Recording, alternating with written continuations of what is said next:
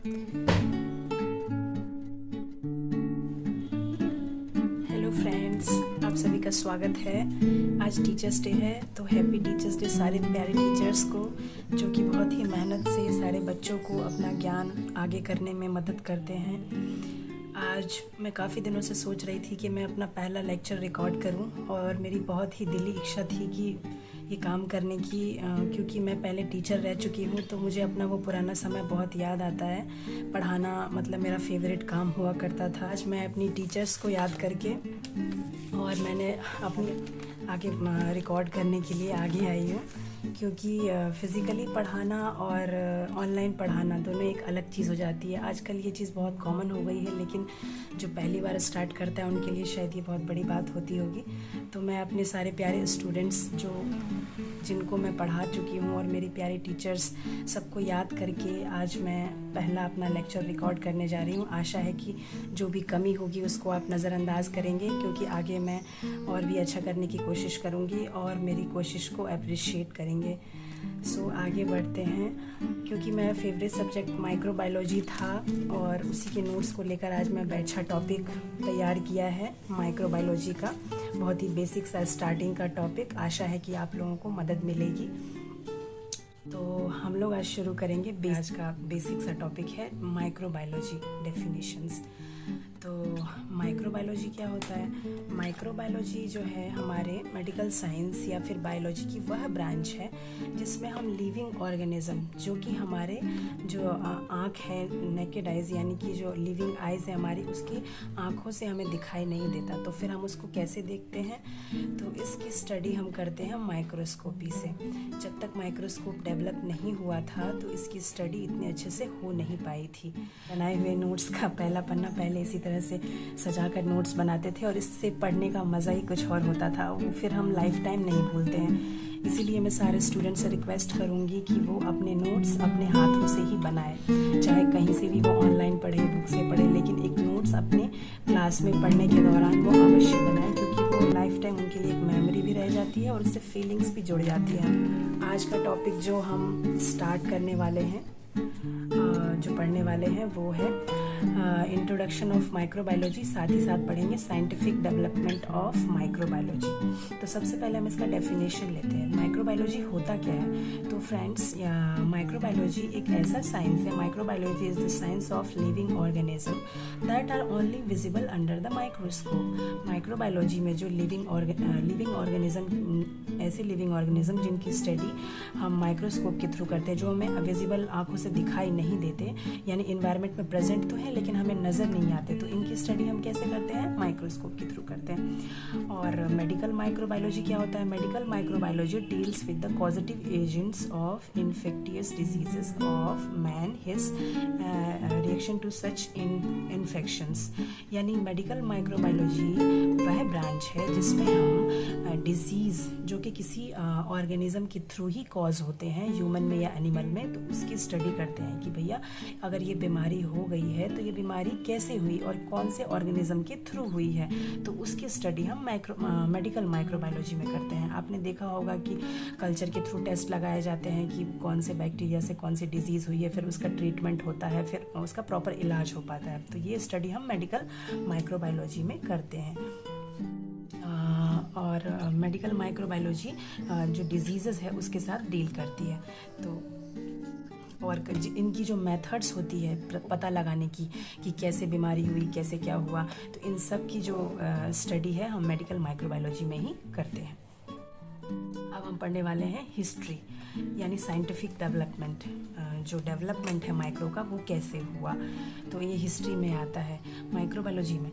Microbes are invisible to the unaided eyes, definitive knowledge about them had to await till microscope were developed। यानी जब microscope develop नहीं हुआ था तब हम इसकी स्टडी उतनी प्रॉपर नहीं हो पाई थी। तो माइक्रोस्कोप के डेवलपमेंट के बाद हमने इतनी रियल और अच्छी स्टडी स्टार्ट करी। इसकी क्रेडिट किसको जाता है?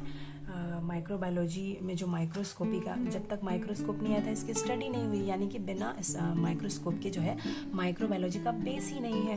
तो इसका जो माइक्रोस्कोप था वो किन्होंने डेवलप किया? तो माइक्रोस्कोप डेवलप करने का क्रेडिट जाता है सर एंटनी वैन ल्यूवेनहॉक। इनको हम माइक्रोबायोलॉजी, फादर ऑफ माइक्रोबायोलॉजी भी कहते हैं, यानी माइक्रोबायोलॉजी के पिता। इन्होंने माइक्रोस्कोप डेवलप किया और उसके थ्रू पता लगाया कि बैक्टीरिया होते हैं, यानी बैक्टीरिया की सबसे पहले इन्होंने स्टडी करी थी, ऑब्जर्व करा था इसमें। और इनकी स्टडी को कंफर्म किसने करा? यानी कि कोई एक कोई करता है स्टडी तो फिर उसकी कंफर्मेशन दूसरा कोई दे दे तो और अच्छा वो रिलायबल हो जाता है। तो दूसरे साइंटिस्ट जिन्होंने इसको मतलब कंफर्म करा था वो है sir Robert Hooke. Robert Hooke इन्होंने इसको मतलब और अच्छे से पता लगाया था। तो जो है आगे इस चीज़ का और अच्छे से हो पाया एलैबोरेशन। सबसे पहले जो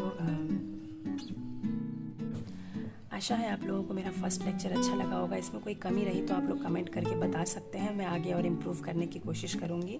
एक बार रिवाइज कर लेते हैं कि आज हमने क्या पढ़ा। तो सबसे पहले हमने पढ़ा कि माइक्रोबायोलॉजी क्या होती है।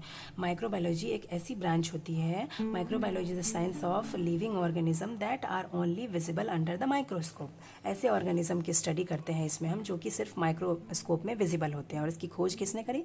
एंटनी वैन ल्यूवेनहॉक, जिनको हम माइक्रोबायोलॉजी के पिता बोलते हैं, फादर ऑफ माइक्रोबायोलॉजी, है ना। मेडिकल माइक्रोबायोलॉजी जिसमें हम डिजीज़ेस की स्टडी करते हैं, है ना। और इसकी हिस्ट्री पढ़ी हमने। हिस्ट्री में हमने साइंटिस्ट जो कि इम्पोर्टेंट साइंटिस्ट थे जिनका रोल जो कि आपको पता होना चाहिए अगर माइक्रोबायोलॉजी आप पढ़ रहे हैं तो। सबसे पहले sir Louis Pasteur, Robert Koch, Paul Ehrlich. Louis Pasteur sir ने फर्मेंटेशन टेक्निक दी थी और माइक्रोस्कोप की सबसे इम्पॉर्टेंट तो माइक्रोस्कोप की खोज की थी, स्टरलाइजेशन की खोज की थी, वैक्सीन की खोज की थी, है ना। सर रॉबर्ट कोच ने बैक्टीरिया की खोज की थी, बैक्टीरिया के जो डिफरेंट टाइप्स ऑफ बैक्टीरिया की स्टेनिंग होती है उसकी खोज करी थी, है ना। एंथ्रेक्स बेसिलस की खोज करी थी, है ना। और पाउल एडलिच सर ने खोज करी थी कीमोथेरेपी की, टॉक्सिन की, एंटी टॉक्सिन की। उसके बाद जो मेन है एसिड फास्ट बेसिलाई की खोज करी थी, है ना। तो ये सारी चीज़ें करी थी। ये है एक छोटा सा topic, definition of microbiology, introduction and scientific development of microbiology. आगे हम नेक्स्ट टॉपिक में कुछ और इम्पोर्टेंट पढ़ेंगे इसके आगे का। तब तक के लिए थैंक यू। इसी क्रम में हम आगे बढ़ते हैं। तो अब हम पढ़ेंगे scientific development proper. Scientific development यानी साइंटिस्ट के द्वारा क्या डेवलप किया गया। Scientific development of microbiology was enriched by Louis Pasteur, perfection on microbiology. Louis Pasteur sir ये साइंटिस्ट का नाम है। इन्होंने और परफेक्शन मतलब आगे दी स्टडी में, और बायोलॉजी स्टडी ऑफ। और रॉबर्ट कोच सर का भी नाम आता है। रॉबर्ट कोच का आपने सुना होगा, कोच बेसिलस भी कहते हैं इनको। इन्होंने बेसिलाई का पता लगाया था, जो AFB बेसिलाई होते हैं उनका पता लगाया था और उसके बारे में डिस्क्राइब मतलब दिया था, स्टडी करी थी इन्होंने। द एंटीसेप्टिक सर्जरी, ये जो विभिन्न साइंटिस्ट है जिन्होंने अलग अलग चीज़ें इंट्रोड्यूस कराई थी। तो जो एंटीसेप्टिक सर्जरी है इनका पता लगाया था लैंडस्टीनर ने। And the contribution of Paul Ehrlich in chemotherapy. Chemotherapy का पता किसने लगाया था? सर पाउल एडलिच ने। ये अलग अलग साइंटिस्ट है, ठीक है। लुइस पास्चर के बारे में हम और अच्छे से पढ़ेंगे। तो he was a trained chemist of France. His study on fermentation lead him to tech. इन्होंने जो है एक साइंटिस्ट थे, फ्रांस के एक केमिस्ट थे। इन्होंने स्टडी करी थी फर्मेंटेशन के ऊपर। फर्मेंटेशन का पता लगाया था और ये पता लगाया था जो फर्मेंटेशन होता है यानी जो वाइन वगैरह बनाई जाती है या दूध और दही वगैरह चेंज हो जाता है, तो ये सब क्यों होता है। उन्होंने इसकी ये जानकारी दी थी कि ये सब कुछ दिखाई तो देता नहीं कि कैसे हो रहा है, तो ये होता है किसी न किसी ऑर्गेनिज्म के द्वारा। तो यही पता लगाया था कि ये जो फर्मेंटेशन की जो प्रक्रिया हो रही है ये किसी न किसी माइक्रो ऑर्गेनिज्म के द्वारा होती है। और he established that fermentation was caused by a microbial agent। Confirm कर दिया कि जो फर्मेंटेशन कॉज हो रहा है किसी भी चीज़ का वो माइक्रोबियल एजेंट्स के द्वारा ही होता है। आज फर्मेंटेशन के थ्रू बहुत सारी चीज़ें बनाई जाती है, वाइन है, शराब है, दही, मठा, ये सब इसी के प्रारूप हैं। And he further noted that different types of fermentation. उन्होंने डिफरेंट टाइप के फर्मेंटेशन टेक्निक के बारे में भी पता लगाया कि जो फर्मेंटेशन होता है वो खुद भी बहुत सारे प्रकार के होते हैं। और और डिफरेंट टाइप्स के माइक्रो ऑर्गेनिज्म अलग अलग प्रकार के ऑर्गेनिज्म से एसोसिएटेड होते हैं, यानी कि अलग अलग ऑर्गेनिज्म अलग अलग प्रकार की फर्मेंटेशन कॉस्ट करते हैं। यानी कि ईस्ट हो गया, जिससे हम ब्रेड वगैरह बनता है, पाव वगैरह बनता है, ये सब भी एक फर्मेंटेशन ही टेक्निक है। And he is also known as the father of microbiology. Sir Louis Pasteur को हम फादर ऑफ माइक्रोबायोलॉजी के नाम से जानते हैं। इसको आप रट लीजिएगा, अगर माइक्रोबायोलॉजी अगर आप पढ़ रहे हैं तो इनका नाम एकदम रट लीजिएगा कि इनको फादर ऑफ माइक्रोबायोलॉजी हैं, मतलब माइक्रोबायोलॉजी के फादर हैं। Development of method and technique, बहुत सारी टेक्निक को इन्होंने डेवलप किया, यानी खुद बनाया और उसको आगे बढ़ाया भी। इंट्रोडक्शन ऑफ स्टरलाइजेशन सुना होगा आपने, तो जैसे लैब वगैरह में हम काम करते हैं या कहीं और ऑपरेशन थिएटर ओटी वगैरह में चीज़ों को स्टरलाइज किया जाता है, यानी निर्जीवाणुकरण बोलते हैं। ये टॉपिक भी हम लोग आगे पढ़ेंगे, बहुत ही अच्छा और इम्पोर्टेंट टॉपिक है। तो इसका पता इन्होंने ही लगाया था कि कहीं किसी सतह, किसी वस्तु या किसी जगह से हम कैसे फ्री कर सकते हैं ऑर्गेनिज्म को, तो ये स्टरलाइजेशन के द्वारा हम करते हैं। इसमें बहुत सारे टेक्निक्स आते हैं, इसका भी इंट्रोडक्शन इन्होंने ही करवाया था। और इन्होंने और क्या करा था, study on anthrax, chicken pox, है ना, एंड हाइड्रोफोबिया, लाइव वैक्सीन्स का पता लगाया था। ये तो कुछ बीमारी हो गई, एंथ्रेक्स हो गया, चिकन पॉक्स हो गया, हाइड्रोफोबिया हो गया। इसके अलावा इन्होंने लाइव वैक्सीन्स, जैसे कि आज तो ये बहुत ही बड़े तौर पे मतलब आगे बढ़ गया है। लाइव वैक्सीन्स क्या होता था कि जो ऑर्गेनिज्म होते थे जिनसे हमें बीमारियों से बचाना है, उसी का जो लाइव एटेन्यूएटेड वैक्सीन है उसको डीएक्टिवेट करके वैक्सीन के थ्रू बॉडी में डाली जाती है, और फिर उससे फर्दर आगे जो डिजीज़ होती है तो उसकी एंटीबॉडी जो है, उसकी एंटीजन को हमारे बॉडी में पहले से ही एंटीजन प्रोड्यूस रहता है, जिसको हम वैक्सीन के थ्रू डालते हैं। और वो पहले से ही प्रोड्यूस एंटीजन जब असली में एंटीजन आता है, यानी असली में वो बैक्टीरिया वायरस हमारी बॉडी में आता है, तो उसको किल कर देता है। तो ये वैक्सीन का फ़ायदा होता है। तो इस तरह का वैक्सीन जो आजकल बच्चों को लगती है, किसने करा था, बच्चों को या बड़ों को, सभी को, तो किसने करा था, ये इनका ही योगदान था। इसमें सर लुईस पाश्चर का ही योगदान था वैक्सीन के लिए। और एक जो वैक्सीन का जो डेवलपमेंट था, एक ये इम्यूनाइजेशन प्रक्रिया में एक बहुत ही बड़ा माइलस्टोन का काम करता है ये, क्योंकि इम्यूनाइजेशन वैक्सीन्स अगर नहीं रहेगा तो मतलब बहुत ही डिजीजेस लगेंगे जल्दी, तो इसको इन्होंने ही डेवलप किया। अब साइंटिफिक डेवलपमेंट में हम आगे बढ़ते हैं और नेक्स्ट साइंटिस्ट का योगदान पढ़ते हैं। तो दूसरा नाम आता है सर रॉबर्ट कोच का। रॉबर्ट कोच जो है ये भी एक साइंटिस्ट थे और इनका भी बहुत बड़ा योगदान था। ये एक जर्मन साइंटिस्ट थे। He was a German general practitioner and he is also known as the father of bacteriology. इन्होंने बैक्टीरिया या उससे रिलेटेड और भी बहुत सारी चीज़ों का, जैसे कि जो एक मेन बैक्टीरिया है, टीबी का बैक्टीरिया सुना होगा आपने, माइकोबैक्टीरियम ट्यूबरक्लोसिस या लेप्रे, इससे इन्होंने ही इसको डिस्कवर किया था और इसकी बैक्टीरियोलॉजी में बहुत सारे टेक्निक्स को डेवलप करा था, उसकी स्टडी कैसे करें अपन, इसीलिए हम इनको फादर ऑफ बैक्टीरियोलॉजी के नाम से जानते हैं। इनका ये बहुत ही महत्वपूर्ण योगदान था। सबसे बड़े महत्वपूर्ण योगदान में यही आता है इनका कि इन्होंने बैक्टीरियोलॉजी में बहुत सारी टेक्निक्स को डेवलप करे और बैक्टीरिया का पता लगाया था। उसके बाद perfect bacteriological technique and introduce method for isolation of pure strains of bacteria.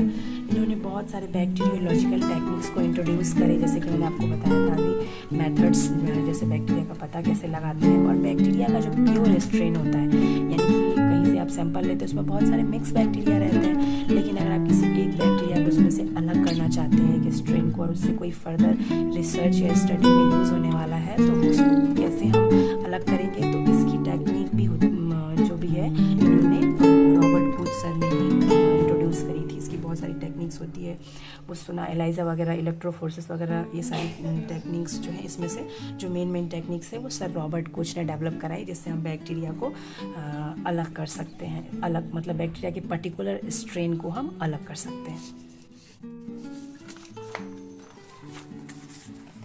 इन्होंने और क्या करा था, तो introduce method for obtaining in pure culture using solid media.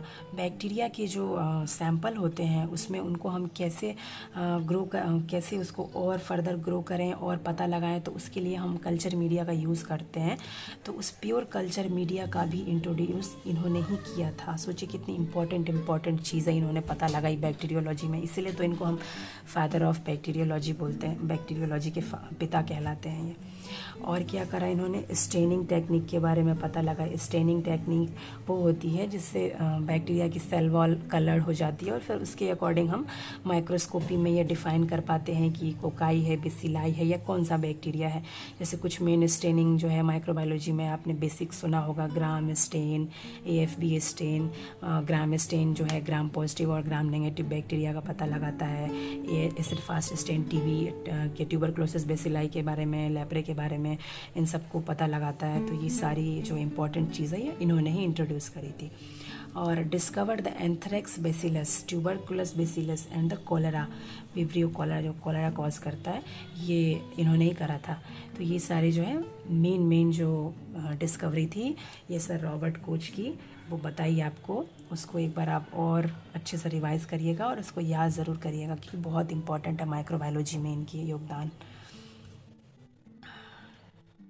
Next scientist जो है हम देखते हैं वो है पाउल एडलिच सर। ये भी एक बहुत ही इम्पोर्टेंट रोल था इनका। ये साइंटिस्ट थे, ये भी जर्मनी के थे।